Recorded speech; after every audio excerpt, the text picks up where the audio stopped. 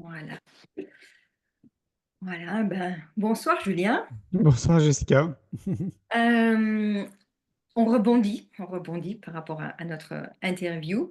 Donc, toi Julien, tu vas nous parler aujourd'hui de ce que tu fais, etc. Tu es euh, auteur, conférencier, tu es réalisateur aussi, producteur. Tu as fait un magnifique film là en 2017 qui a eu énormément de succès. Je pense que c'est plus de 2 millions Ouais, euh, de spectateur. spectateurs, effectivement. J'allais dire d'auditeurs, mais non, c'est spectateurs. Mhm. Voilà. Et donc, tu es aussi l'auteur de deux livres magnifiques. Donc, le dernier qui vient de sortir ici au 31 octobre. Ouais. Et moi, ce que j'aimerais aussi euh, que tu puisses nous partager, c'est euh, qu'est-ce qui fait que tu es entré dans cette quête du bonheur, cette quête du bien-être de soi, etc., et que ça fait 20 ans que tu chemines et quelque part tu consacres ta vie pour, euh, pour cette quête et pour en plus nous partager tout ça généreusement. Mhm. Et, déjà, c'est pas vraiment une quête. Pour moi, une quête, tu sais, c'est comme si c'était comme s'il y avait un objectif Mhm. d'aller quelque part. Et donc, c'est D'accord. pas une quête. Je crois que c'est carrément quelque chose qui fait partie de mon parcours de vie, notamment de transmettre. Moi, Mhm. souvent, quand on me demande de me présenter, j'aime bien dire que je suis un jardinier parce que j'ai vraiment le sentiment, tu sais, de semer des graines autour de moi depuis plus de 20 ans maintenant. Mhm. Pour amener les gens à avoir une conscience différente, pour les amener à prendre soin d'eux, pour les amener à avoir un regard différent sur la vie, sur les événements. Enfin, voilà, je consacre mon temps, beaucoup de mon temps, on va dire, autour de l'éducation et du bonheur et de la connaissance de soi. Et donc, ce qui m'a amené sur le bonheur, en fait, c'est juste un parcours de vie. Moi, je suis né dans une famille où on parle de connaissance de soi et de développement personnel depuis que je suis gamin, Mhm. notamment beaucoup avec ma maman. Mon père, lui, a été chef cuisinier dans plein de restaurants, essentiellement en France, essentiellement à Mhm. Paris d'ailleurs. Et, euh, et il est marathonman, donc il a fait un peu plus de 42 marathons. Donc il nous a transmis avec mon frère, j'ai un grand frère qui a 5 ans de plus que moi, il nous a transmis ce goût du sport, le goût de l'effort, le goût aussi d'avoir une bonne alimentation et donc du coup de bien manger. Et puis évidemment plein d'autres choses qui vont autour des valeurs sportives. Et donc moi, j'ai grandi quand même dans cet univers. Alors, bien évidemment, d'un individu à un autre, c'est très différent. Quand je dis individu, je pense à mon frère. Tu vois, on peut être né dans le même environnement, entouré des mêmes parents, et pour autant faire des choix différents dans nos vies. Lui, mon frère a choisi la sécurité. Il travaille à la SNCF. Et donc, tu vois, moi, j'ai pas du tout choisi la sécurité en étant entrepreneur et en créant mon entreprise à 23 ans. Ma mère, elle, me dit que j'ai commencé très tôt à cheminer vers moi, tu sais, ce qu'on appelle le chemin de développement personnel ou de Ouais. connaissance de soi, vers l'âge de 10 ans. Et donc, ça fait un petit moment, là j'ai 45 ans. Évidemment, moi je ressens que c'est le chemin d'une vie, hein, j'en apprends tous les jours sur moi, c'est assez dingue. Et donc, du coup, il me semble que j'ai commencé très tôt par rapport à un grand nombre de personnes sur notre petite planète cette notion de comprendre en fait notre propre mode d'emploi, de comprendre comment on fonctionne, de comprendre nos émotions, de pouvoir les nommer, de pouvoir les accompagner, de savoir ce qui me fait vibrer, ce qui me met en joie, quelles sont mes qualités innées, mes compétences, là où je suis pas bon. Enfin, vraiment, le mode d'emploi est très différent d'un individu à un autre. Et donc, j'ai été amené à comprendre mon mode d'emploi très tôt. Donc, ce qui veut dire qu'arrivé vers l'âge de 23 ans, j'ai décidé de créer mon entreprise dans une chambre de bonne de 10 mètres carrés au sixième étage sans ascenseur à Paris. J'ai pas de diplôme, je suis dyslexique et dysorthographique. Mhm. Paraît-il que je suis HPE, HPI. Et puis, je sortais d'une période de ma vie où j'avais été SDF à Paris pendant un peu plus de 6 mois. Donc, Ah oui. j'avais pas vraiment les cartes entre les mains pour créer une entreprise. Mais Mhm. par contre, je crois que j'avais l'atout, peut-être le plus important, c'est que je me connaissais. Et donc j'ai suivi mon intuition, évidemment contre toute attente et de la bienveillance de ma famille, de mes amis les plus proches qui me disaient, mais Julien, déjà essaye peut-être de trouver un boulot quand même avant de créer une entreprise. Mhm. D'autant plus que je me suis lancé dans le marché du tourisme à l'époque que je maîtrisais absolument pas, hein. J'ai créé le marché du tourisme bien-être et éco-responsable. Et donc de fil en aiguille, pour essayer de raccourcir, à un moment donné, ça faisait 4 ans que j'essayais de développer cette activité dans le monde du tourisme. Et je me suis rendu compte que ce milieu-là ne me plaisait pas, que c'était en tout cas à mon goût un milieu de requins. Et donc Mhm. j'ai créé une agence de communication qui s'appelle Néo Bien-être, une agence Néo. ouais, qui est dédiée aux thérapeutes, aux professionnels du bien-être, au développement personnel, à la connaissance de soi de manière plus large. Et voilà. Et chemin faisant, ça m'a amené, comme tu le disais, à devenir conférencier, auteur, réalisateur, producteur, créateur d'événements à fort impact sociétal. Et le bonheur est arrivé sur mon chemin. Euh, je ne l'avais pas prévu comme beaucoup de choses parce que je suis mon intuition. Et donc, je me suis retrouvé au Oui, Canada. mais tu dis que tu n'avais pas prévu, mais Oui, moi, ce que je sais, c'est que quand on focus sur quelque chose, quand on met quelque chose dans le viseur, ben, on l'active et puis quelque part, on- il se manifeste, il se matérialise devant nous parce qu'on ne l'a pas quelque part peut-être demandé ou commandé comme on pourrait faire une commande sur Amazon, mais quelque part, si, puisque oui, c'est vers là que tu œuvrais, c'est là que tu mettais ton focus, toutes tes actions étaient dans ce sens-là aussi. oui, tout à fait. Mais sans avoir la conscience. Même encore, tu vois, à présent, pour moi, c'est compliqué de me focaliser dans 2, 3 ans et de savoir précisément ce que je vais mettre en place. Parce que je me laisse porter en fait par la vie, je me laisse porter par le flot de la vie, et donc tout ce que je mets en place, c'est purement intuitif. Donc c'est pour Est-ce ça que que oui, tu as remarqué, toi, Julien, que justement, quand on a un objectif, on commence à grimper la montagne, et puis quand on arrive là, on va pouvoir créer des choses qu'on n'avait même pas imaginées, mais qu'il fallait gravir justement cette partie de la montagne pour pouvoir avoir accès déjà à soi-même, découvrir des choses sur soi, découvrir un potentiel et des opportunités qui se trouvent là-bas et qu'il faut d'abord faire le chemin. Parce que souvent, moi, j'entends des personnes que j'accompagne, etc. Elles disent d'abord, je dois avoir confiance en moi et après, je ferai ça. Mais moi, je leur dis toujours, non, fais-le et la confiance viendra et les opportunités vont se présenter et tu vas découvrir en toi un exactement. potentiel qui va te permettre d'avoir confiance en toi. Mais il faut d'abord grimper la montagne pour pouvoir voir ça. Ah oui, oui, là tu prêches un convaincu, hein. Moi, j'apprends en fait de l'expérience de la vie, donc au quotidien. Moi aussi, de mon côté, j'invite les gens à passer à l'action parce que pour moi, c'est ce qui manque. Mhm, J'ai tellement d'exemples. Tu vois, on a compris, j'ai pas de diplôme, donc j'aurais pas imaginé un jour réaliser un film. Et mhm. pour autant, je pense qu'il y a beaucoup de personnes qui aimeraient réaliser des films et du coup qui se posent trop de questions, je pense. Ça ne veut pas dire que c'est mal en soi, hein. Tu sais, ils vont téléphoner à des producteurs, des réalisateurs pour savoir comment ils ont fait, pour avoir des tips et tout, etc. Je trouve que c'est une très bonne idée.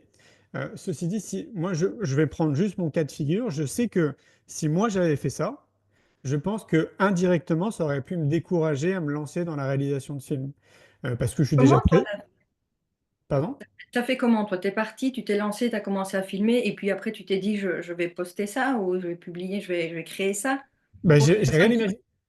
Bah, en fait, j'ai rien imaginé. J'étais au Canada et moi, j'étais là-bas pour me rendre compte par moi-même du décalage qu'il peut avoir dans le monde du développement personnel au Canada, donc dans la partie francophone, au Québec, parce qu'on dit très souvent qu'ils ont 15 ans d'avance sur nous. Mhm, Donc, je voulais le vérifier en fait par moi-même et j'avais décidé d'organiser une rencontre pour fédérer les thérapeutes à Montréal. Tu sais, une mhm, espèce d'événement très sympa. On était une quarantaine et je voulais discuter avec eux, comprendre un petit peu comment les choses fonctionnaient.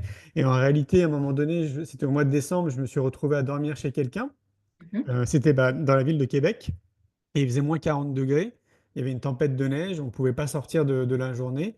Donc on a refait le monde, c'était très sympa. Et à un moment donné, on a parlé du bonheur. Et au mhm. moment où on a commencé à évoquer cette notion, c'est là où je te dis que bah, moi j'écoute mon intuition. Il y a quelque chose en moi qui m'a dit euh, filme-la. Du coup, je lui ai dit bah, écoute, ça te dérange pas si je te filme quand on parle du bonheur? Bah, du bonheur, si tu veux. Et je ne savais pas ce que je faisais. C'était purement intuitif. Donc du coup, je l'ai filmé. J'ai regardé ça le soir avant de me coucher. Moi, j'ai trouvé ça génial. Et je me suis dit, bah tiens, je vais continuer à poser cette question aux Canadiens, enfin aux Québécois. Mais parce que c'était cool, en fait. J'aimais bien cette idée de parler du bonheur. Ça avait été très sympa, notre échange avec cette jeune fille. Et de fil en aiguille, bah, comme je voyage beaucoup, il y a 6 mois de l'année où je suis en déplacement un peu partout, j'ai fait les ponts et je me suis dit, mais je rencontre du monde en permanence. Donc, j'ai profité de mes déplacements, perso et pro, pour poser cette question aux gens que je croise dans le train, dans un avion, en faisant du vélo, enfin peu importe, dans la rue. Et voilà. Et en fait, je me suis laissé embarquer par ça. mais sans avoir l'idée de réaliser un film, parce qu'une fois de plus, moi dans ma tête, par exemple, je me considère comme quelqu'un de cinéphile. Je me suis jamais dit que j'allais réaliser un film, parce que je sais que dans le monde du cinéma, c'est des millions et des millions d'euros pour réaliser un film. Et donc voilà, moi j'étais juste porté par cette énergie du bonheur.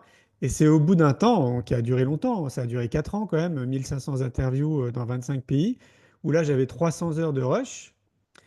Moi, j'étais arrivé à une conclusion où je me disais que je pouvais continuer toute ma vie à interviewer des gens autour de cette question, parce que tout le monde était passionnant. Et donc, du coup, j'étais un peu fatigué et puis envie de faire autre chose, du coup. Et c'est là où je me suis dit, ah là là, avec tout ça, il faudrait que je fasse quelque chose. Je l'ai publié, tu sais, sur YouTube, donc elles sont sur ma chaîne YouTube Julien Perron. Et c'est là où je me suis dit, bah tiens, peut-être qu'avec tout ça, on peut en faire un film.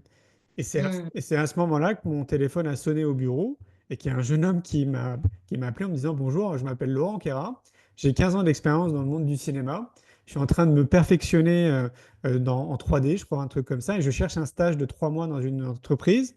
J'ai vu ce que vous faisiez, moi j'adore vos valeurs avec Néo Bien-être, est-ce que vous avez besoin de compétences audiovisuelles? Wow. Mais c'était dingue. Et je lui ai dit, mais écoutez, Laurent, je ne sais pas si vous arrivez au bon moment, mais c'est quand même assez étrange. Et j'ai envie de réaliser un film. Je lui dis le titre du film parce que j'avais interviewé toutes ces personnes. Donc pour moi, c'était logique de l'appeler C'est quoi le bonheur pour vous? Et lui, Mhm. il se marre au téléphone et il me dit, écoutez, c'est quand même marrant. Moi, j'ai réalisé un court métrage il y a 15 jours que j'ai appelé C'est quoi le bonheur pour vous? Non. Mais ouais, c'était fou. Et j'ai dit, bah, Laurent, il faut qu'on se rencontre. Et donc, du coup, bah, là, il est venu, il a fait son stage. On a vu que 3 mois, c'était pas suffisant pour réaliser le film. Donc, du coup, il est devenu salarié dans l'entreprise. Et en 9 mois, un peu plus de 9 mois, on a monté ce film. Et voilà, après, on a communiqué et très rapidement, même pas en 2, 3 mois, je crois, on avait 70 demandes par jour de gens qui voulaient organiser des projections de films dans des cinés à droite, à gauche, dans des entreprises, à l'école. Et ça m'a propulsé pendant un an dans plus de 400 salles de cinéma, et puis aussi au Canada, l'île de la Réunion, à l'île Maurice. Enfin, c'était incroyable. Je continue Mm. encore. Demain, je pars à La Rochelle pour une projection du film C'est quoi le bonheur pour vous? Encore 7 ans après, tu vois. Waouh, waouh. Donc, les personnes qui nous écoutent, là, si elles voudraient, elles ont des groupes, des associations, elles font des formations, etc. Elles ont envie de faire une projection, d'organiser Oui. quelque chose comme ça dans leur ville. Elles peuvent te contacter aussi. Et, Tout à fait, tout à fait. Sachant que l'originalité, c'est que j'ai enlevé les droits du film. Donc il n'y a pas de droit d'auteur ni de droit SACEM, ce qui veut dire que moi je ne touche rien sur les films quand ils sont diffusés dans une salle de ciné ou peu importe où. Donc les personnes peuvent même organiser les projections sans moi. C'était Mm, l'objectif quand je l'ai sorti. Je voulais vraiment que les gens puissent s'emparer du film sans qu'il y ait de barrière financière. c'est C'est ce ça. qui, c'est ce qui explique d'ailleurs qu'il y ait plus de 2 millions de personnes qui aient vu le film, notamment. Au-delà du film qui plaît, hein, bien évidemment, c'est que bah, financièrement, ce n'est pas un frein. Mhm, mhm. Oui, oui. Et ça montre bien aussi que tu es très cohérent dans tes valeurs, que toi, ton objectif, c'est vraiment de diffuser au plus grand nombre C'est ça. cette, Exa- ce film Exactement. extraordinaire, quoi. C'est ça. Je me rappelle à l'époque m'être dit, d'ailleurs, je crois que je l'ai exprimé le 20 mars. Oui, c'était ça. C'était le 20 mars 2020. Le 20 mars 2020, c'était le tout début des périodes de confinement. Mm, Et le 20 mars de chaque année, c'est la journée mondiale du bonheur. Et mm, donc, comme c'était le début de quelque chose d'un petit peu glauque, on va dire, pour les gens, je me suis mhm. dit, tiens, je vais mettre le film en accès gratuit pendant 48 heures sur YouTube pour que ça fasse du bien un peu à tout le monde. Et donc, j'avais précisé, c'est mon don pour l'humanité. Et en 48 heures, il y avait 300 000 personnes qui avaient vu le film. Je me suis retrouvé à pleurer de gratitude, tu sais, derrière mon ordi, de voir tous les commentaires, tellement ça faisait du bien aux gens. Et je me suis dit, ah, bah, c'est bon, je vais le laisser gratuit à vie maintenant sur YouTube. Et donc là, on est à plus d'1 million, je crois, sur YouTube. Et tant mieux, tant mieux. C'est une bonne chose. Voilà. Et la suite continue et on va Oui. faire en sorte que le reste puisse continuer. Et quand tu dis, à partir de 10 ans, ta maman disait déjà ça, est-ce que tu penses, tu sens, toi, qu'il y a eu un élément déclencheur pour cette recherche? Alors moi, j'y vois plusieurs éléments. On va dire du côté invisible, si on peut parler de ça. Oui, Moi, j'ai le sentiment que je suis entouré. J'ai vraiment le sentiment de ne pas être seul. Tu sais, d'avoir une team c'est ça, c'est ça. invisible, en fait, qui est derrière. Et donc ça, je le ressens tout le temps. Et Mhm, puis alors après, moi, je crois beaucoup à la réincarnation. mhm, Et il se peut que là où je suis aujourd'hui, sur cette terre, je vienne avec un certain bagage, avec un certain nombre de connaissances, qui m'ont amené peut-être du coup à cheminer tôt. Donc ça, c'est le côté un peu invisible. Et puis, bah, comme je te disais, je suis né dans une famille où on parle de ça quand même, avec une maman qui est ouverte, qui tirait des cartes, c'est la tauromatie. Euh, Mhm, mhm. Elle faisait aussi des thèmes astrales pour les copines. On allait Oui. voir des iridologues, des naturopathes, il y avait toujours des huiles essentielles à la maison. Donc ma mère baigne là-dedans aussi depuis très longtemps. Donc je pense que ça participe. Mon frère, lui, pour autant, a mis beaucoup de temps à apporter de crédibilité à ce que je fais. Et il Mhm. était pas trop. Il avait un regard très cartésien en fait C'est ça. sur Mhm, ce milieu-là. Donc maintenant, il est évidemment très ouvert. Et puis, ben, après, un gros déclic, on va dire très jeune, c'est à 12 ans. À 12 ans, je fais partie d'un programme scolaire. Donc, on est dans une classe où on part tous dans le Wisconsin, à Milwaukee précisément, mhm. et on est chacun dans une famille d'accueil. Et donc, on va y rester pendant un mois. On va continuer à aller à l'école sur place. Oui. Et pour moi, ça a été une révélation. C'est à ce moment-là où je me suis rendu compte que j'avais envie de voyager, que le voyage était peut-être un des meilleurs outils en connaissance de soi.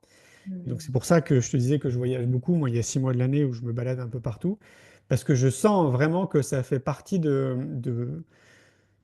Ouais, c'est un peu comme un guide pour moi, le voyage. Ça me permet vraiment de mieux me connaître, de mieux connaître les gens, de vivre beaucoup plus dans le vivant, c'est-à-dire je passe beaucoup de temps dans la nature. Je bivouaque beaucoup avec ma tante dans la nature. Ma tante, je précise une tante, hein, pas ma tante Ouais, j'avais de la compris. famille, on ne sait jamais. Et, donc voilà, donc ce déclic a été très important parce que depuis, ben, voilà, je fais que voyager et me déplacer. Le deuxième déclic important, c'est en 99, je tombe sur un livre qui s'appelle La prophétie des Andes. Euh, Oui. et là, je vais rester scotché par terre dans les magasins à Virgin sur les Champs-Élysées à vouloir terminer le livre rapidement tellement je suis pris en fait dans l'histoire. Et là, du coup, ça m'a ouvert aussi quelque chose. Je me suis dit, ah, mais c'est génial, je suis pas le seul à penser comme ça en fait. Putain, il y a des gens qui sont comme moi. Mhm. Donc ça, c'était très rassurant. Il y avait quelques livres, il y avait peut-être une dizaine de livres de développement personnel à l'époque. Et tu vois, et après, bah, de fil en aiguille, c'était le Kung Fu, j'en ai fait pendant 14 ans. Du coup, j'ai appris à me connaître beaucoup plus mon monde intérieur et puis mon état d'esprit.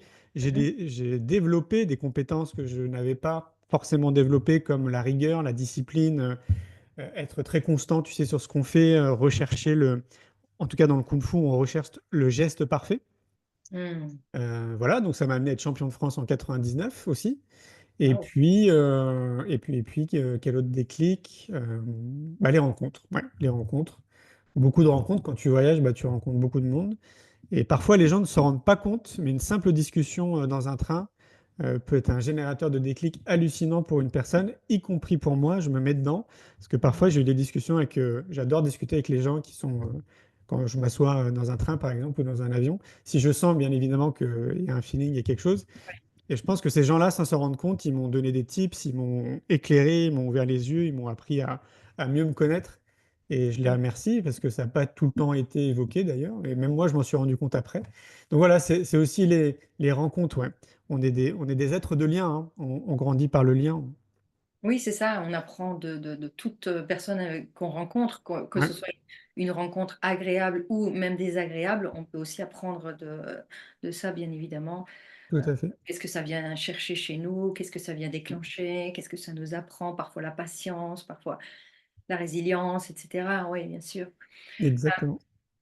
Quand tu dis que les voyages t'apportent beaucoup, moi, ce qui m'intéresse de savoir, est-ce que c'est les moments que tu passes en nature? Est-ce que c'est le fait de parler avec d'autres gens qui fait que tu apprends à travers l'autre à mieux te connaître? Est-ce que c'est les moments de silence avec toi-même dans la nature?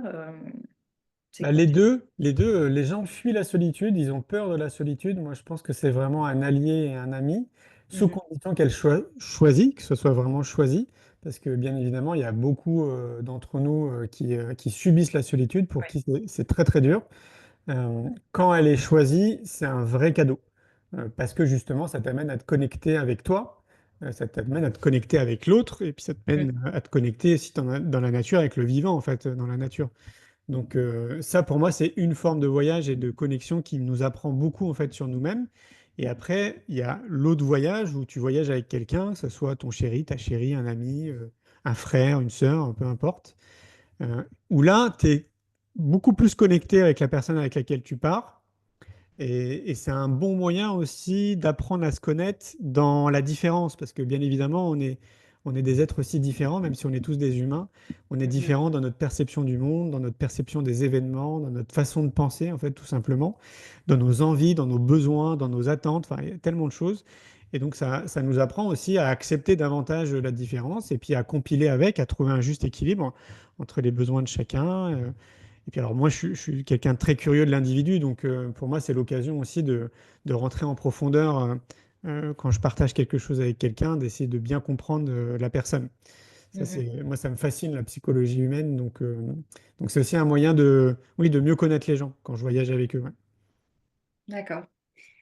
Euh, Quand tu as, comme tu as créé ton film et que tu n'avais pas idée que tu allais en faire un film au départ, est-ce que la création de ton premier livre, est-ce que ça a été une décision consciente ou est-ce que tu avais récolté tellement de choses, d'informations, etc., que tu t'es dit la même chose que pour le film, bah, je vais en faire un livre finalement. Eh ben non, pas du tout, parce que déjà, dans un premier temps, le livre, il est complètement déconnecté du film. Il porte le même nom, donc c'est quoi le bonheur pour vous, mais ça n'a rien à voir avec le film, parce que c'est un roman autobiographique où je parle de moi, je donne plein d'histoires de ma vie, et je Mhm. fais le pont et la liaison sur le premier livre qui s'appelle C'est quoi le bonheur pour vous en chemin vers soi. Je fais le pont et la liaison entre ma vie et ce que j'appelle moi les fondamentaux très rapidement l'alimentation, le sport, le sommeil, la nature, la relaxation, le voyage, sortir de sa zone de confort. Et donc j'explique comme c'est implémenté totalement dans ma vie, parce que justement je suis discipliné par rapport à ça, et j'explique comment ça peut nous permettre d'être bien dans notre corps et d'être bien dans notre tête, en amenant tout à chacun à l'adapter en fonction de sa propre vie, là où il en est, avec beaucoup d'amour, beaucoup de patience. Mais pour moi, ce sont des fondamentaux qui nous concernent tous, mais adaptés en fonction de chacun, là où on en est. Et donc le livre, il est arrivé, il n'y a pas de hasard, il est arrivé un matin, en fait, comme ça, sachant que moi, je suis dyslexique et dysorthographique. Donc Mhm. là encore, j'avais pas imaginé un jour écrire un livre, parce que c'est déjà pas forcément évident dans ma vie de tous les jours de pas faire de fautes d'orthographe, de grammaire Oui. et tout, etc. Donc bah, j'avais jamais imaginé ça. La seule chose, c'est que j'avais un certain nombre de maisons d'édition qui me contactaient pour me dire, là, un jour, si vous souhaitez réaliser un livre, nous, on est là, hein, pensez à nous, quoi, en gros, quoi. Et moi, je leur disais, bon, vous savez, pour moi, c'est une montagne hein, d'écrire, donc j'espère que vous êtes patient. Et puis j'avais des amis proches, auteurs, qui me disaient, tu verras, un jour tu écriras un livre, Julien, tu as tellement de choses à dire. Et je leur disais, oui, oui, bien sûr. Oui. Et puis en fait, on passait après à autre chose. Et là, je ne sais pas, c'est un peu ce qui se passe souvent dans ma vie. Moi, c'est le matin, il se passe des trucs. Et je me suis réveillé un matin, comme un matin de tous les jours. Et là, j'avais envie d'écrire un bouquin. Et donc, j'ai suivi mon intuition, je me suis levé, j'étais devant mon ordi, j'ai écrit C'est quoi le bonheur pour vous en chemin vers soi? Et là, je me suis dit, waouh, bah, maintenant, il va falloir commencer, quoi. Et donc, du Waouh. coup, bah, j'ai commencé et c'est pareil, je crois que ça m'a mis entre 9 et 10 mois pour écrire. Je me suis fait entourer, hein. J'ai une Mhm. collègue qui s'appelle Julie, bah, avec qui je travaille maintenant depuis 7 ans, avec qui je suis très proche, qui m'a énormément aidé justement pour les relectures, pour peut-être même reformuler certaines choses que j'avais dites. Mhm. Mhm. Et j'ai fait appel aussi en amont, avant Julie, j'ai fait appel à un copywriter, donc une dame, qui elle m'a aidé à structurer en fait toutes mes idées. Donc Mhm. moi j'avais déjà écrit plein de choses quoi en gros, mais j'arrivais pas hein, à tout assembler et à en faire un sommaire. Et elle, son job, ça a été ça, ça a été de prendre du recul et de m'aider en fait à tout assembler un peu comme un puzzle. Un puzzle, voilà. Exactement. Et après, bah, Julie m'a aidé au niveau de l'écriture et de la réécriture. Et voilà, et le livre est sorti. Maintenant, il y a un peu plus de 7000 personnes qui ont lu le livre. Donc, je suis très content de ça. Alors, c'est pas tant la quantité, même si, évidemment, on aimerait qu'il y ait davantage de personnes qui puissent le lire. Et je sais bien qu'il y en aura encore davantage.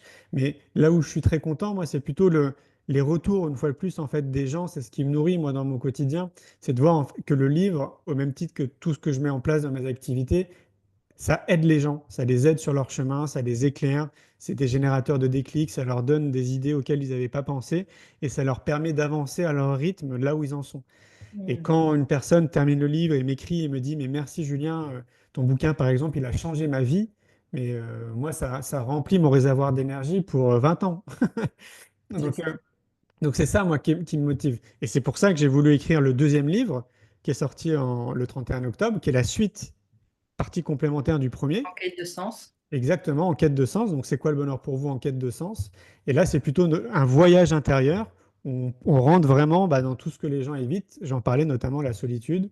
Et Mhm. je parle d'intuition, d'amour, de connaissance de soi, d'éducation, de gratitude. Et Mhm. j'ai déjà des retours et apparemment, les gens disent que c'est même encore mieux que le premier. Alors, du coup, je suis très content. Ben, j'ai hâte de te faire mes retours aussi. Ouais, Dès que je vais les lire, je vais faire mes retours évidemment. Euh, quand tu, quand tu parles des fondamentaux, je suppose que quand tu parles aussi de relaxation, tu parles aussi de respiration. oui, exactement. Ouais.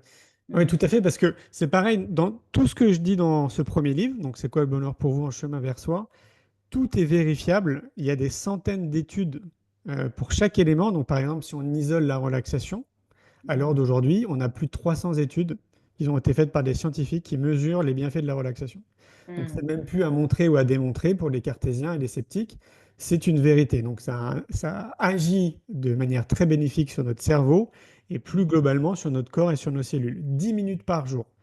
10 C'est ça. minutes de respiration par jour. Le plus simple pour les novices, c'est la cohérence cardiaque.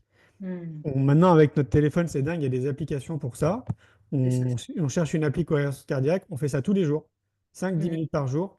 Et au bout de 5-6 mois, je vous invite à revenir vers moi et me dire ce que ça vous fait. Et vous allez voir en fait tous les bienfaits. C'est assez Ouais. incroyable.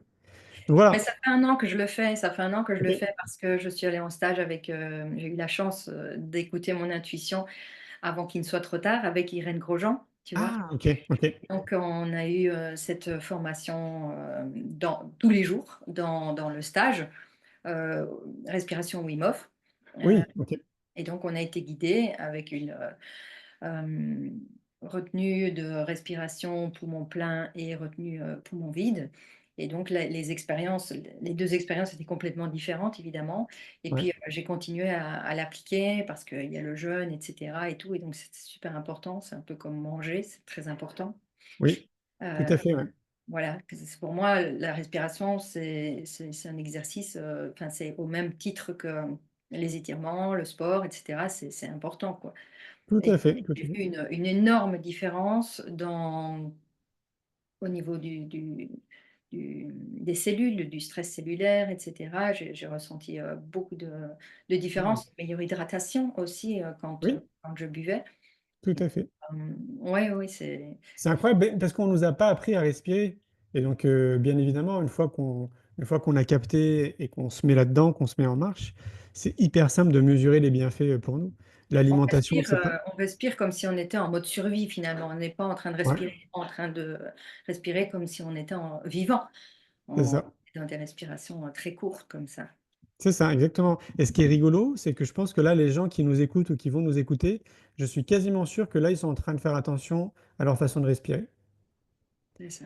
Juste parce qu'on est en train de parler de respiration, il y a un réflexe cognitif où là, Mhm. les gens, ils sont en train de faire attention, ils sont en train de faire attention à leur respiration. Donc, si ça vous intéresse, cohérence cardiaque, c'est ce qu'il y a de plus simple. Après, bon, il y a plein d'autres techniques comme toi, tu as fait aussi, Wim Hof, par exemple. Mais ça, c'est un des outils, oui, évidemment, donc du coup, qui est mesuré scientifiquement. Et je parle d'alimentation aussi, par exemple. On peut peut-être en parler 5 minutes, puisque tu parlais d'Irène Oui, Grosjean. oui, oui, oui, Irène oui. Grosjean, voilà, c'était quand même la maman de la naturopathie en Ça, France. oui, oui, oui. Et là encore, on nous a pas appris à bien manger. Carburant, quoi, le carburant. Mais oui, c'est ça, ouais. Et en fait, on consomme des produits qui sont jolis, qu'on trouve dans les supermarchés, avec des beaux packaging, avec des belles couleurs. Mais on nous a pas appris à trouver les bons aliments pour chacun d'entre nous, parce qu'on est tous différents. Donc, par exemple, si moi, la tomate est néfaste pour moi, elle sera peut-être bonne pour toi, par exemple. Mhm, Et mhm. donc, c'est vraiment à chacun, comme un chercheur, de trouver ce qui lui convient, qui lui apporte de l'énergie, de la vitalité tous les jours, au-delà de se remplir, en fait, tout simplement parce qu'on a faim. Mhm, Et ça, mhm. bah oui, ça, c'est tout un déconditionnement et un reconditionnement, parce qu'on nous a pas appris à manger, j'allais dire, en ayant en tête de s'apporter de l'énergie et de la vitalité. On C'est ça. mange juste parce qu'on a faim. Et donc ça, bah, une fois que c'est acquis, et pareil, en fait, c'est un vrai cadeau de la vie après dans tous les jours, parce que rien que ça, déjà, ça transforme totalement ta façon de penser, parce que maintenant, c'est super aussi au niveau des études, on fait le lien entre ce qu'on mange et ce qu'on pense. C'est ça. Il y a une vraie connexion. Et donc, rien que ça, déjà, ce qui est quand même tout bête, hein, parce qu'on mange tous les jours, et ben, ça change complètement, oui, ta perception, ton regard sur la vie, sur le monde, sur toi, sur les autres. Et quand Mhm, tu cumules ça, par exemple, avec la respiration, tu cumules ça avec, en remettant du mouvement dans ta vie, ne mhm, serait-ce que de marcher, par exemple, tous les jours. Pourquoi mhm. pas d'aller courir pour les plus sportifs ou de faire du vélo, la natation, mais de remettre du mouvement dans ta Ouais. vie, parce qu'on en a besoin. On est vraiment des êtres qui ont besoin de ça. Ça fait partie totalement de ce qui nous constitue. Et ben, une fois que ça aussi c'est acquis dans ta vie, au même titre que tu te brosses les dents ou que tu te prends une douche, par exemple, on ne réfléchit plus. Mhm. Ben, rien que ces paramètres combinés, c'est-à-dire alimentation, sport, respiration, mais moi je vous dis, si vous êtes Ouais, constant, ah ouais, si vous êtes constant et discipliné à implémenter ça dans votre vie, en 6 mois, un an, vous voyez mais très nettement la différence, quoi. Très nettement. oui, oui. Transformer, transformer. C'est ça. Et donc pour moi, c'est ça les fondamentaux. Tu vois, il y a aussi la nature. Pareil, il y a des centaines d'études aussi autour des bienfaits de la nature, que ce soit un bain de forêt proche d'un lac, dans une campagne, tout en haut d'une montagne ou en pleine montagne, enfin peu importe. On sait que les énergies de la nature sont extrêmement bénéfiques pour nous, Mhm. notamment en termes de gestion de stress, mais pas que. Euh, il y a plein de ions négatifs. Les ions négatifs, c'est rempli de bonnes choses aussi pour nous. Et donc se rapprocher le plus souvent possible de la nature fait partie de ces constantes fondamentales qui font que bah, tout simplement tu remplis l'adage un esprit sain dans un corps sain. Tu es bien dans C'est la ça, tête, tu es bien dans ton corps, sans l'intermédiaire de quelque chose d'extérieur. c'est Donc ça. sans ta femme, ton mari, sans ton entreprise que tu adores, sans, je sais pas, ta Ferrari que tu adores, sans Mhm. tout de l'extérieur, en fait, déjà toi, tu es bien. Et ça, c'est un En vrai toute cadeau de... autonomie, quoi, en toute Ouais, autonomie, exactement, sans ouais. avoir besoin de dépendre de qui que ce soit. On a tellement beaucoup de, on nous induit tellement beaucoup de dépendance aujourd'hui que Oui, ce que tu exprimes là maintenant, ben, j'adore effectivement parce que on peut récupérer son énergie par soi-même en faisant justement toutes ces micro-réglages qui sont des gros réglages, mais tous oui, combinés l'un dans l'autre, ça fait un feu d'artifice d'énergie, de bien-être, de bonheur. c'est ça. Et comme tu dis, ben, si le carburant est beau, propre et qui nous donne de l'énergie, effectivement, que nos, nos idées dans lesquelles notre notre cerveau, etc., nos émotions baignent dans un liquide qui est dans notre corps, le liquide interstitiel, c'est sûr que à partir du moment où c'est beaucoup plus sain, beaucoup plus propre, ben, que les idées vont aller dans ce sens-là. On ne peut pas avoir Bien des sûr. bonnes idées dans un liquide qui est sale ou qui est basse énergie, quoi. Tout à fait. Donc, Les idées, mais pas que, la créativité, être beaucoup plus attentif à notre intuition, la gestion des émotions aussi, qui prend un poids considérable pour beaucoup d'entre nous, parce que pour beaucoup d'entre nous, c'est pas évident de gérer ses émotions. Assez souvent, on peut même avoir des bombes émotionnelles qui n'ont pas été réglées, de choses qui ressortent, tu sais, du passé, des choses que mhm, tu as vécues très souvent dans ton enfance et qui ressortent d'un coup.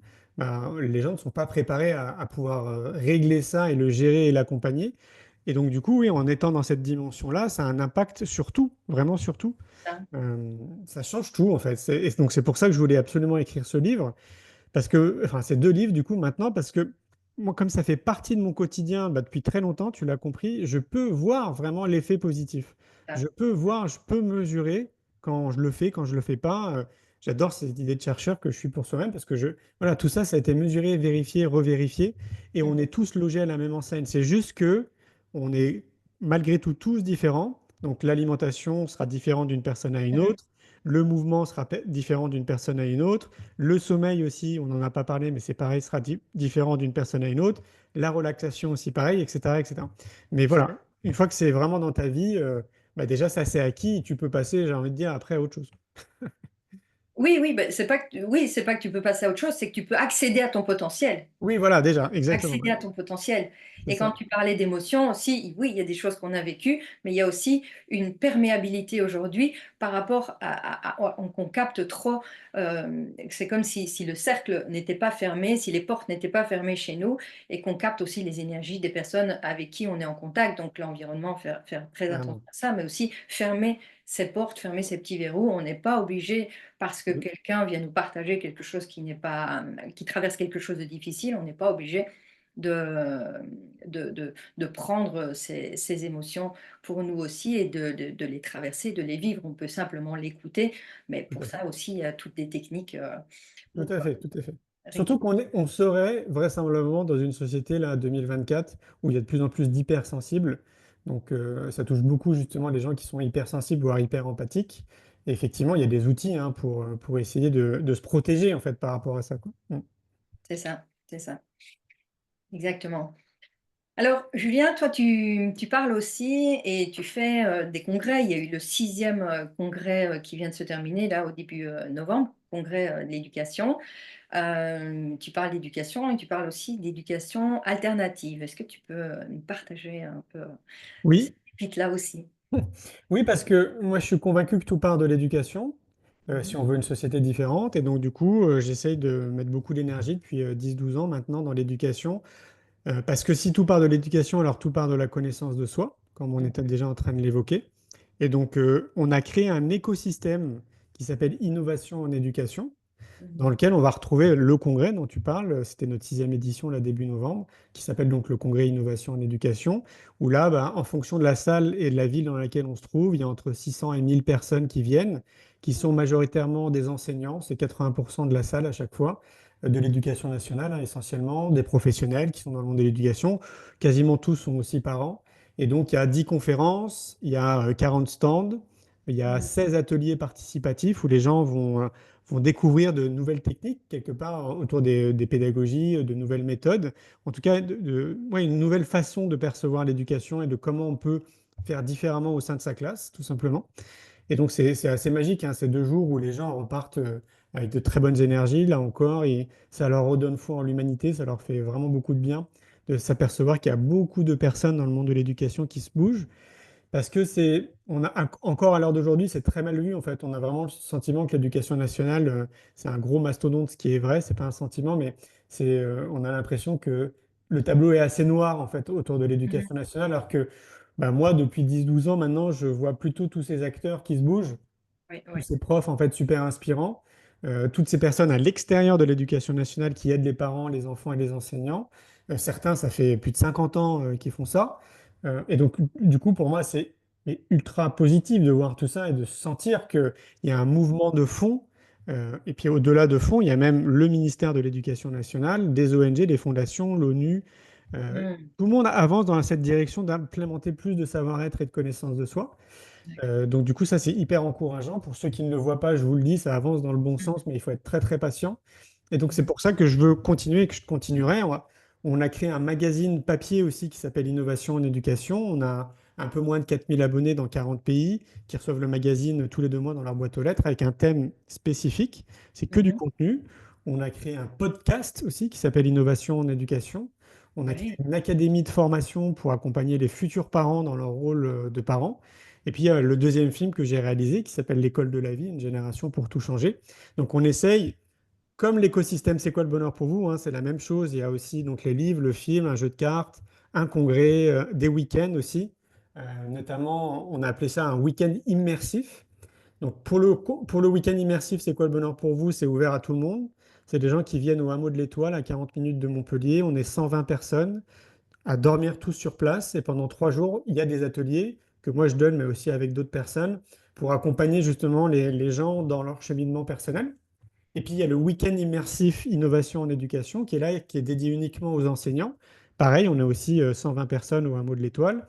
Et donc là, c'est plutôt des formations. Donc on a des personnes qualifiées dans des domaines respectifs qui viennent former les enseignants à d'autres Mhm, méthodes. Et notamment, on a aussi un atelier qui est dédié à la gestion du stress, parce que ce sont des personnes qui sont vraiment de plein fouet vouées à des métiers qui sont très stressants. Et donc, on mhm. leur apprend justement à travers des outils à mieux gérer le stress pour le transférer dans leur classe et l'apprendre aussi à leurs élèves. Voilà. Donc, en fait, tu as compris, on fait beaucoup de choses. On est très Oui. actifs. On essaie de Euh, toucher les gens de manière très différente. Ouais.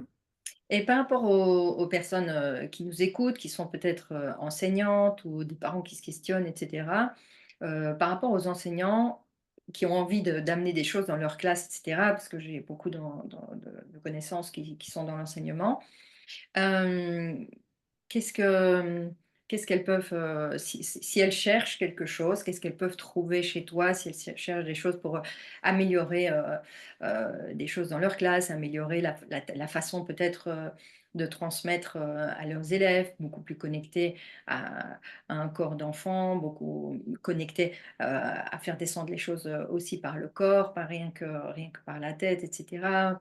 Peut-être rester moins statique et toujours aussi bien apprendre et cetera. Donc qu'est-ce qu'un enseignant se pose comme question et qui peut trouver réponse chez toi dans justement cette, immersion, formative?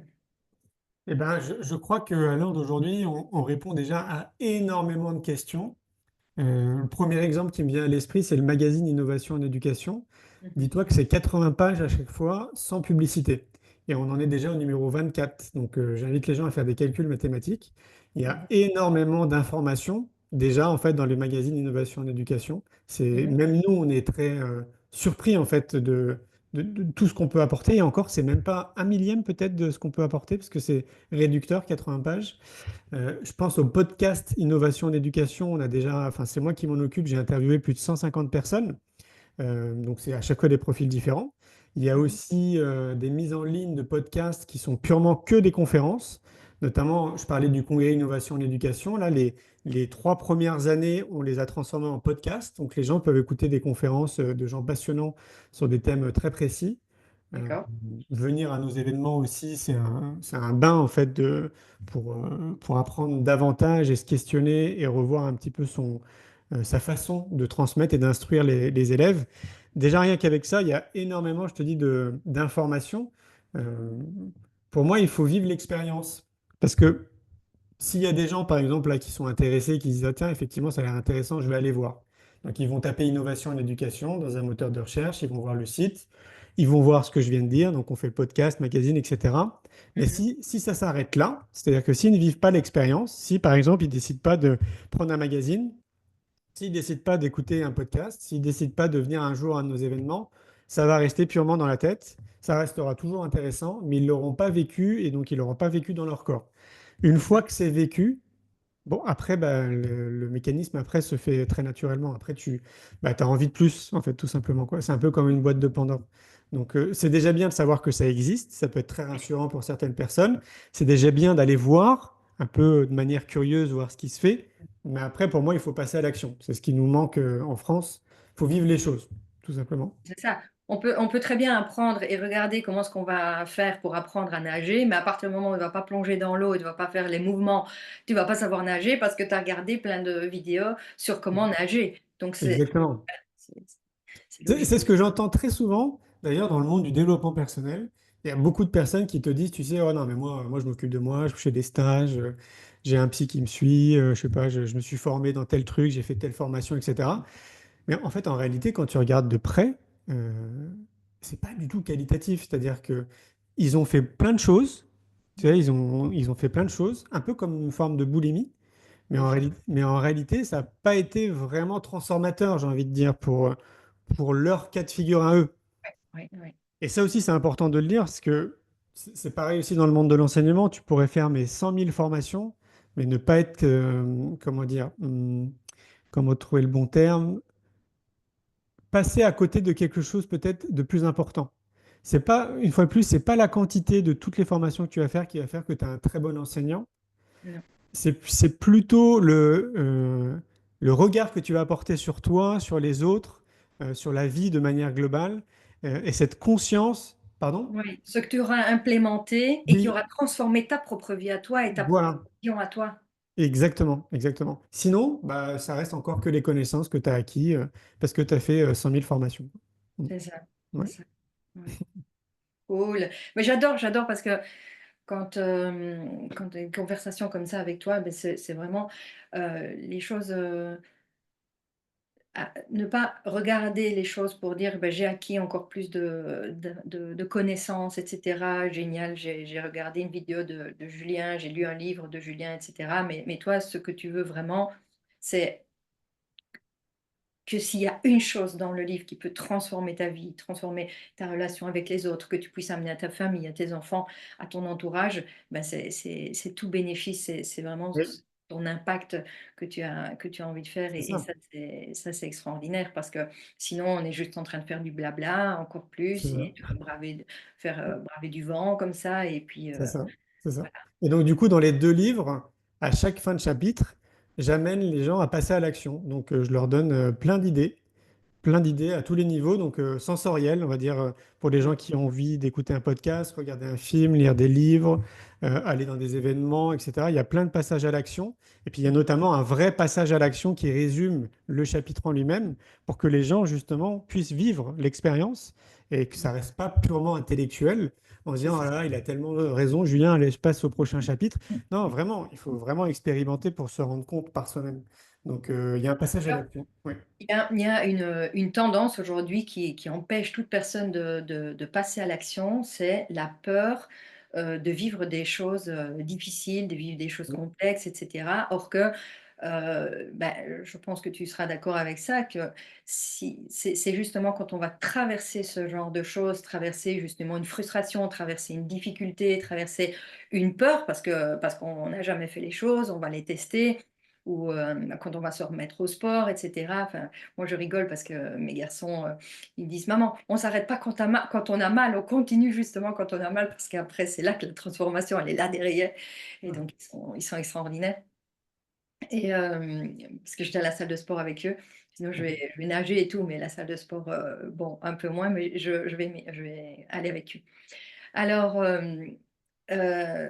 c'est vraiment quand on va traverser les choses qu'on va ressentir justement cette transformation et arrêter de vouloir emballer nos enfants aussi dans du coton, etc., qui ne vivent pas quelque chose de difficile, qui ne vivent pas peut-être euh, une tristesse avec une dispute avec un petit copain ou une petite copine, ou bien ah non, on va pas les mettre là parce qu'ils vont s'écorcher le genou, ou on va pas laisser grimper dans les arbres parce qu'ils risquent de tomber, etc. Il faut sortir de là parce que justement ça rend stérile la créativité, ça rend stérile aussi au niveau émotionnel. C'est important aussi de faire ses propres expériences, de savoir qu'on peut se dépasser, qu'on peut y C'est clair, arriver, c'est qu'on clair. peut se relever, qu'on peut se relever aussi. Ah ouais, tout à fait, oui. Moi, je fais partie de ces gens qui ne vivent que par l'expérience, ça c'est sûr. C'est le meilleur moyen d'apprendre et comme tu le dis, en fait, de retenir des leçons, pour peu d'avoir les antennes un peu dressées, hein, bien évidemment.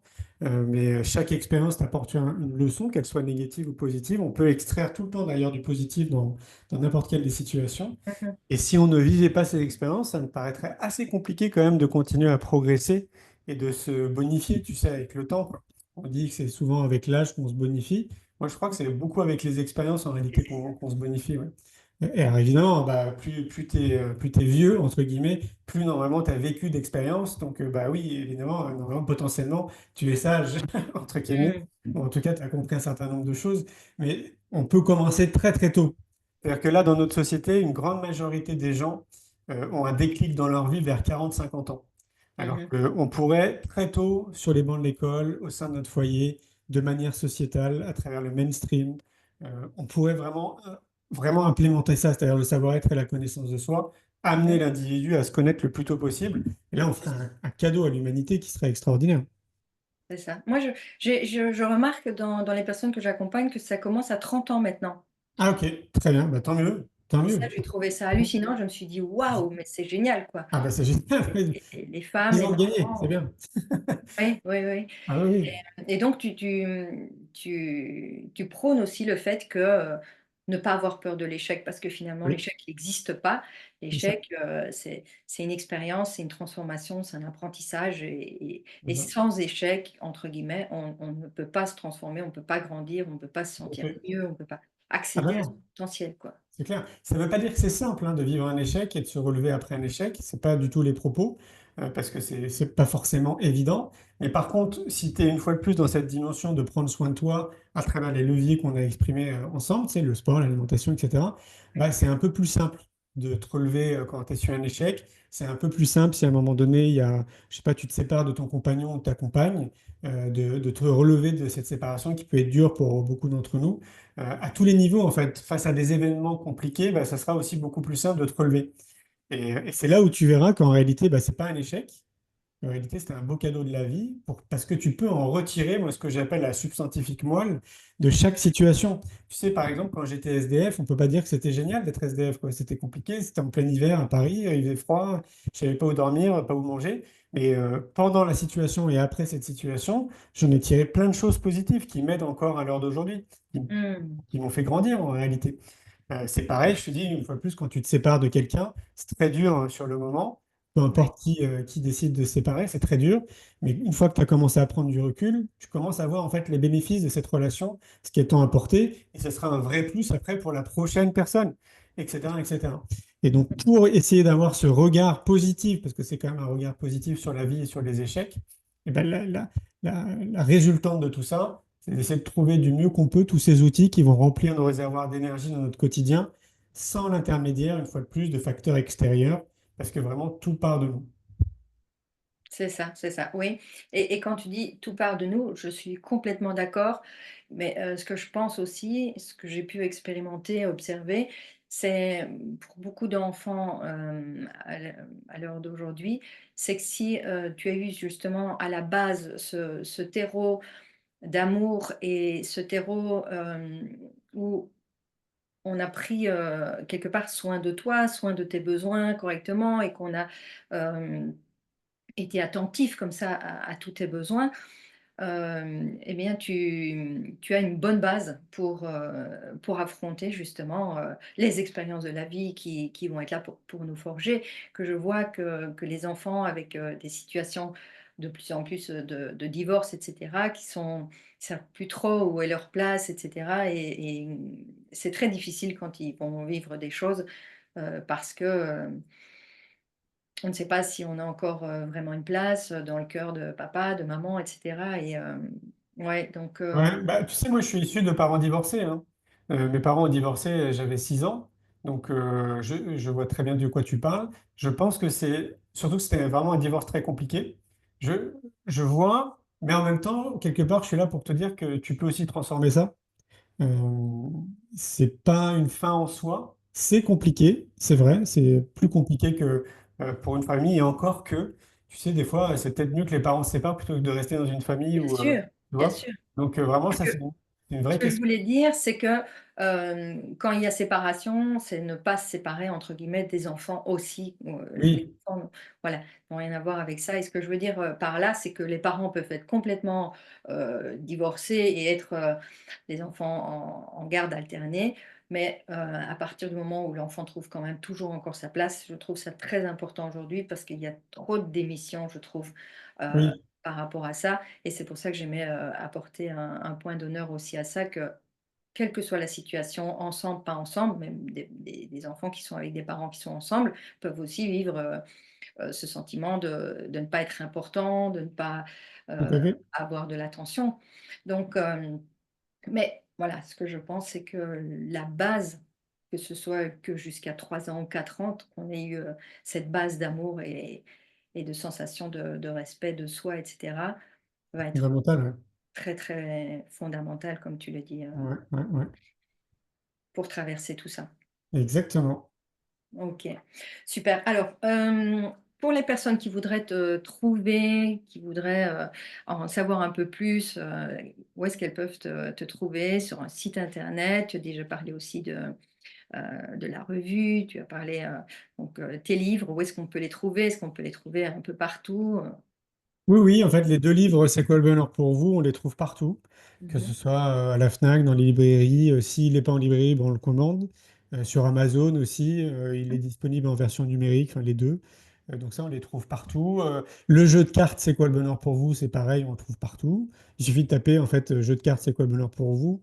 Ou livre Julien Perron, ou livre C'est quoi le bonheur pour vous? Et on trouve tout ça très facilement sur Internet.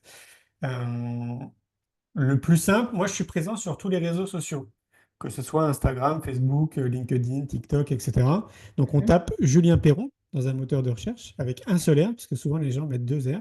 Donc c'est Peron. Et vous allez vite tomber sur Instagram, Facebook ou autre. Et les deux sites à retenir, c'est Innovation en éducation et Mmh. le deuxième, c'est quoi le bonheur.fr. Ce sont les D'accord. deux écosystèmes qu'on a créés dans lequel on retrouve tout ce que je t'ai expliqué, tu sais, le congrès, les livres, le jeu de cartes, les congrès, etc. Voilà, voilà. Et le prochain congrès, il aura lieu quand? Oui, alors c'est une bonne question. Le deuxième congrès C'est quoi le bonheur pour vous? C'est le 12 et le 13 juillet à Arcachon. Et donc Hmm. la billetterie est déjà ouverte d'ailleurs. Donc pour ceux qui aimeraient en savoir un peu plus, vous tapez congrès C'est quoi le bonheur pour vous dans un moteur de recherche, vous allez tomber sur le site. Vous allez voir la programmation, la billetterie, une fois de plus, est ouverte. Et c'est une salle, là, on peut accueillir 500 personnes maximum. Il y aura 30 stands sur place, donc autour du bonheur, de la joie, de la gratitude, du bien-être, du développement personnel. Et il y aura 8 ateliers participatifs pour que les gens vivent des expériences par le corps. Et on est surtout au centre des congrès d'Arcachon, qui est un lieu génial, qui Je sais. donne juste en face de la plage. Donc 12-13 juillet, je te laisse imaginer, on va pouvoir aller se baigner pendant les pauses, donc ça va être cool. Et puis Arcachon, pour ceux qui ne connaissent pas, c'est très très beau. Toute cette Mhm. côte-là est vraiment splendide. Il y a la dune du Pilat qui est très jolie à voir, Ouais. très loin. Enfin, bon, c'est un coin qu'on affectionne beaucoup, hein. Mhm. Ben oui, j'étais en train de me dire, combiner les vacances euh, Oui, au congrès, ce serait parfait. Ce c'est serait ça. Ben, c'est ce que font les gens en fait. Ouais. d'accord. Les gens, notamment parce que là, en l'occurrence, comme c'est le 12 et le 13 juillet, le 14 c'est férié, c'est le 14 juillet, donc il y aura un feu d'artifice sur la côte. Donc les gens, généralement, ils prennent 3 4 jours pour venir, ouais. Super, super. Et si tu devais donner trois petites clés ou trois clés aux personnes qui nous regardent et qui vont nous regarder, qu'est-ce que tu leur donnerais si elles se sentent un peu coincées aujourd'hui, etc. Quelles sont les trois clés que tu leur donnerais aujourd'hui? Bah déjà, la première, ils sont en train de le faire. Ils sont en train de nous écouter, de nous regarder. Et je trouve que rien que ça, déjà en soi, ça fait preuve d'ouverture d'esprit. Donc déjà, bravo pour ça, d'être dans cette ouverture d'esprit, d'écouter des choses qu'on n'entend pas forcément dans notre quotidien, tout autour de nous. Ce dont moi, je rêverais, que ce soit vraiment complètement intégré dans notre société. Donc ça, déjà, je trouve que c'est un très beau pas. Le deuxième pas, ce serait peut-être demain matin, s'il l'écoute, peu importe au moment où il écoute, mais on va dire que c'est le lendemain matin, il va falloir se lever, de mettre son réveil. Si moi je ne mets pas de réveil, et pour moi l'idéal c'est pas d'en avoir, mais imaginons la plupart des gens quand même mettent un réveil, de le mettre juste 15 minutes plus tôt Hmm. et de profiter de ces 15 minutes que pour soi. Vous faites ce que vous voulez, mais vous imaginez en amont pourquoi vous mettez 15 minutes plus tôt sur quelque chose qui va vous mettre en joie dès le matin. Alors certains, ça va être, je sais pas, écouter leur musique préférée, d'autres peut-être lire quelques pages d'un bouquin qu'ils adorent, d'autres c'est se préparer un café qu'ils adorent, enfin peu importe ce que c'est, mais juste ces 15 minutes, que ce soit que pour vous et que ça vous mette vraiment dans la joie. Et essayez de faire ça tous les jours du mieux que vous pouvez. Et puis le troisième point, bon, on en a parlé un petit peu parce que les bénéfices sont tellement nombreux. Du mieux que vous pouvez, pareil, sur une journée de 24 heures, essayez de caler 5 à 10 minutes. Vous vous isolez quelque part, donc loin de vos enfants, de votre mari, de votre femme et tout, etc., de vos collègues. Et ces 5 à 10 minutes sont consacrées uniquement à la respiration. Si c'est compliqué pour vous, vous prenez une application sur la cohérence cardiaque et vous suivez l'application et vous faites ça du mieux que vous pouvez tous les jours. Ça, c'est déjà, si on commence à enclencher ça, c'est-à-dire l'ouverture d'esprit, de nous écouter, pourquoi pas de lire des bouquins, d'aller voir des conférenciers, d'aller dans des événements, etc. Cette ouverture d'esprit, le fait de se lever 15 minutes plus tôt et le fait de tous les jours d'avoir un moment de 5 à 10 minutes que sur sa respiration, ça en soi déjà, ça peut paraître des micro-pas, mais c'est énorme. Donc si vous faites déjà, continuez, bravo. Si ce n'est pas le cas, essayez et vivez l'expérience. Et puis n'hésitez pas à me contacter, moi j'aime bien en fait, avoir des news. Ouais. Oui, c'est ce que j'allais dire. Faites un retour à Julien C'est ça. Je réponds à tout le monde. Je réponds à tout le monde. Je suis connu pour ça. Les gens sont très étonnés. C'est moi qui réponds à tout le monde sur l'ensemble des réseaux sociaux. Ça prend beaucoup de temps, mais pour moi, c'est important. Et souvent, les gens, quand ils me rencontrent et qui me suivent depuis un petit moment, ils me disent, mais c'est vous, Julien, qui répondez? Je dis, oui, oui, c'est moi. Et je réponds à tous les mails et je suis connu aussi pour répondre très rapidement. Je ne laisse pas traîner des mails pendant des semaines et des mois. Et parce que bah, pour moi, c'est important de répondre aux gens. Ouais. Hmm. Un tout grand merci, Julien. C'était Avec vraiment joie. un bonheur, un plaisir et un honneur pour moi d'être avec toi ce soir et de pouvoir faire partager aux personnes qui nous écoutent toutes ces pépites, tous ces trésors que tu nous as partagés ce soir.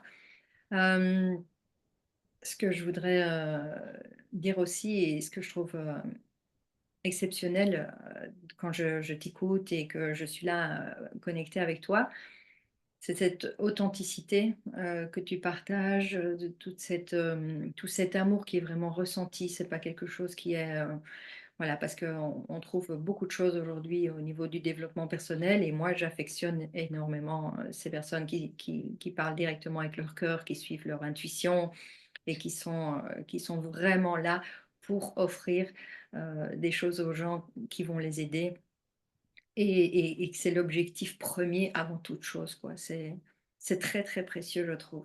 Donc, Merci, un tout merci. grand merci, Julien. Merci beaucoup, Jessica. Merci. Tu sais, tu m'aurais connu il y a 30 ans en arrière, tu verrais que je suis resté le même, avec des cheveux blancs en plus. J'ai un peu vu des photos, évidemment, sur Google. Ah oui, c'est vrai, ouais, il y a une photo, où on me voit avec les cheveux longs, c'est ça? Oui, c'est ça. Oui. Ok. Mais oui, je suis resté le même et je ne saurais pas faire autrement que tu sais, de porter des masques. Ça serait trop compliqué pour moi et trop énergivore. C'est Donc, ça. on me dit souvent ce que tu viens de dire et ça me fait plaisir de l'entendre parce que je te rejoins là-dessus. Moi, je trouve, pour rencontrer beaucoup d'acteurs dans le monde du développement personnel, des gens aussi très connus, je trouve qu'il y a beaucoup de gens qui ne sont pas axés Mm, avec ce qu'ils disent, ce qu'ils pensent et ce qu'ils font. c'est ça. Et c'est des pépites quand tu tombes sur des gens qui sont bien axés dans la vie de tous les jours. Ouais. Exactement. Ouais. Exactement. Ouais. Super. Merci Merci. Jessica. Merci. Bonne soirée. Bonne soirée.